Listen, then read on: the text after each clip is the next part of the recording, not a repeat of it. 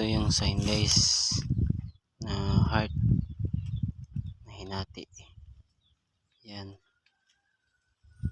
Ang ibig sabihin naman yan ay danger sign, kasi nahati yung puso. At may katabi ito guys na sign din, ahas. Yan na ba to? Ahas yan na sign.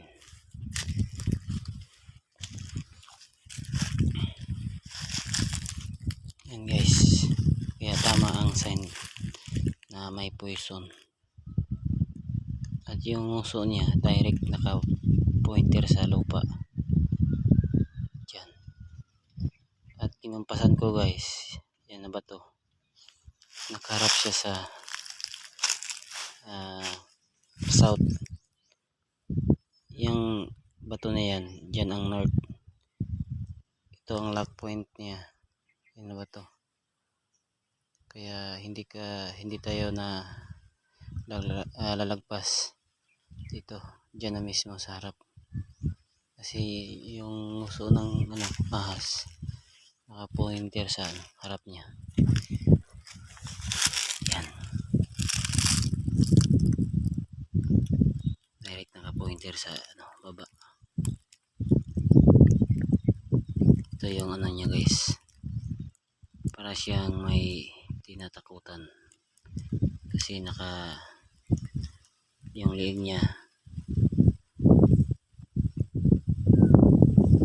malapad. Yan. At dito sa guys, sa ulo niya may sikreto. May sikreto dito. Ito yun. Anchor. Tapos triangle. Yan. Anchor. At dito sa katabi, may katabi itong butas na telescope holes. Yan. Yan.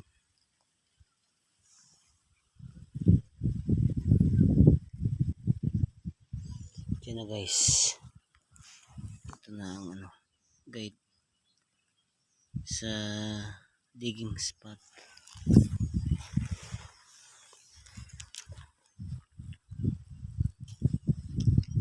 Ito yung guys, harap dagat. Ito yung puso guys.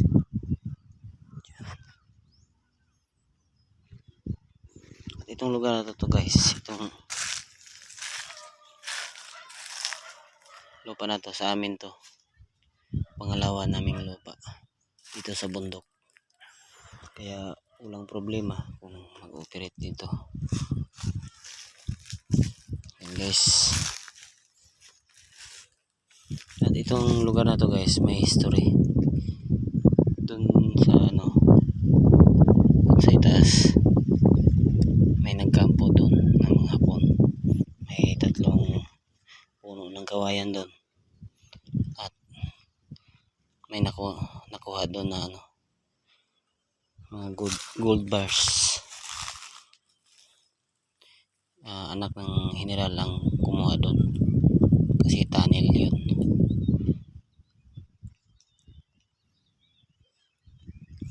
At dito guys, sa unahan ng sign na to, may bato doon na malaki.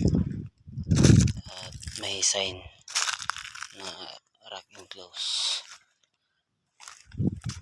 Treasure.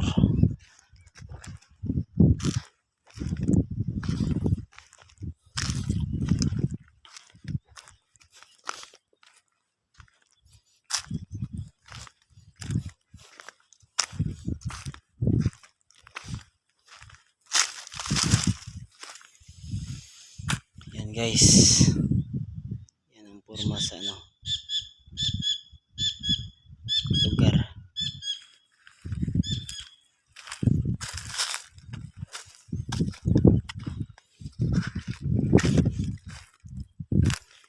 Yan ang bato guys.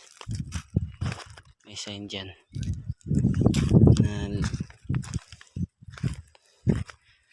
letter C na may tuldok sa gitna.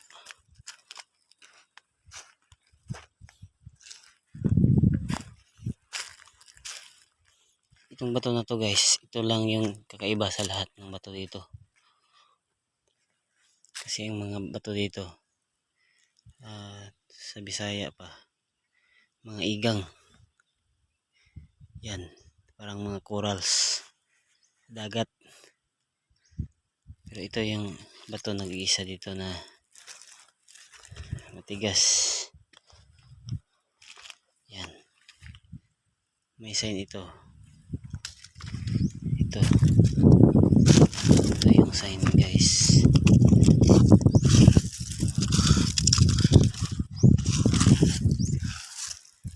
Yan. At ito yung rock enclosed guys na sign. Letter C. Malalim ito. Yan. Letter C yan guys. Letter C. Yan. At may masina guys. Isa, dalawa, tatlo, apat, lima. Limang sinag. Yan.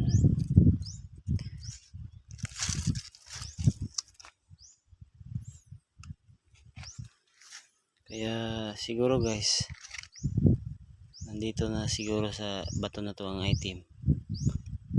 Kasi dito sa itaas may ano siyang parang katid eye. Yan. Parang bulsa guys. May bulsa. At itong bato na to, tad-tad ito ng mabababaw na ano na butas. Yan.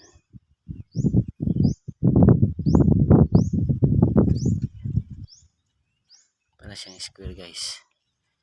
Pero ano siya, pag ganito itong bagay na to, pag dito to, dito inside the rock, pero dito sa ano gilid niya, siguro ang item nasa ano lang, nasa gilid lang sa bato, kasi yung guhit hindi nakasentro.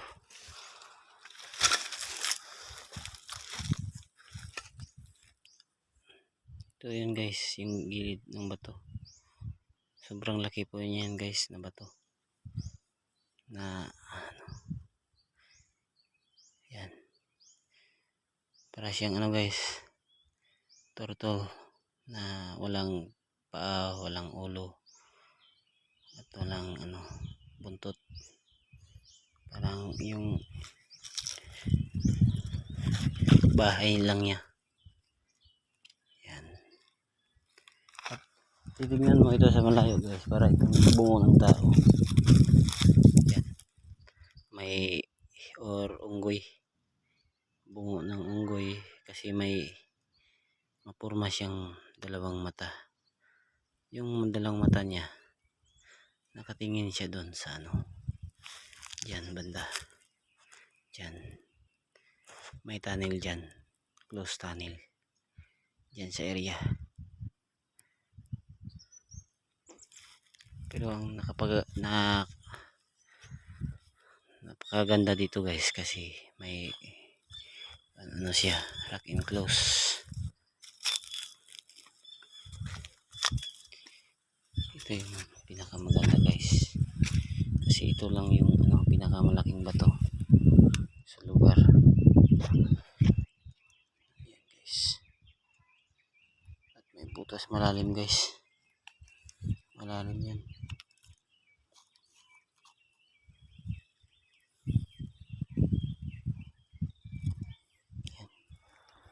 Ganun kalalim ang butas niya. Hanggang dito.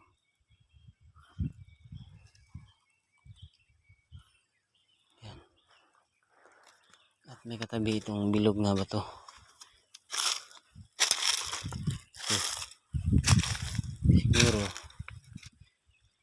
to kasi may patulis yan na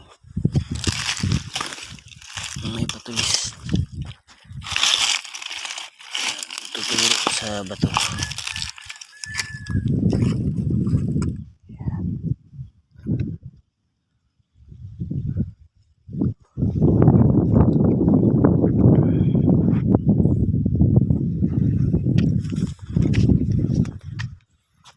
Para din itong heart guys, kung dito ka, para itong heart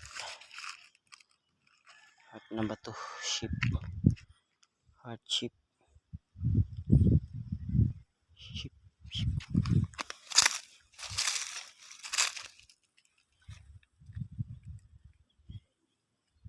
Yan, natagdad ito ng mga butas na mababaw.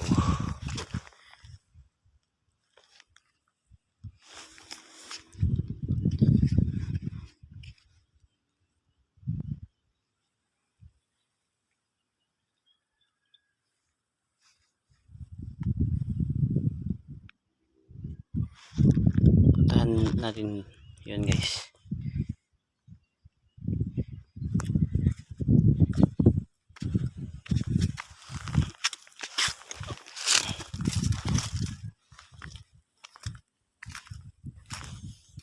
Punta tayo doon sa area na yun.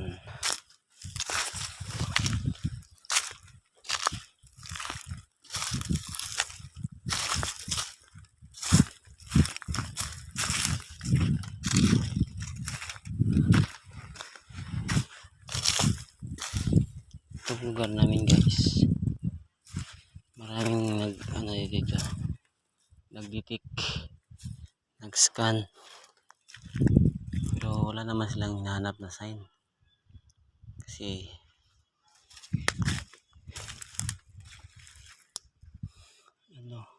may dala silang gamit eh, so hindi to nahanap itong lugar na to. Ito yun guys, may heart dito na pabukol. Yan, heart yan, napabukol, so means may tunnel dito sa area. Yan, heart, nandun yung tunnel guys, lost tunnel nandyan. Yan, yan sa area na yan, pailalim. Kasya ang bata dyan guys, kasya ang bata, tapos sinirahan nila. Yan, sinira. At ito yung sign guys na letter T. Letter T ang hinati ang bato, naging letter T. Yan,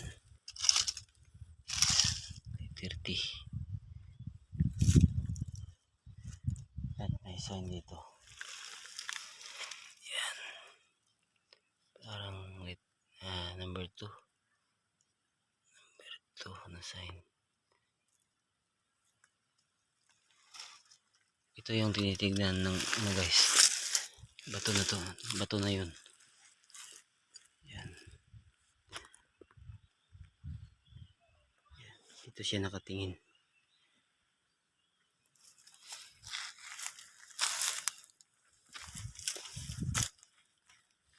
Itong na guys, area sa kumpas nasa south ito. At dyan ang east.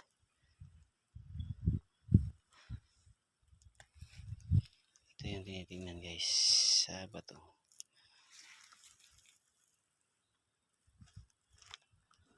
Maraming salamat guys.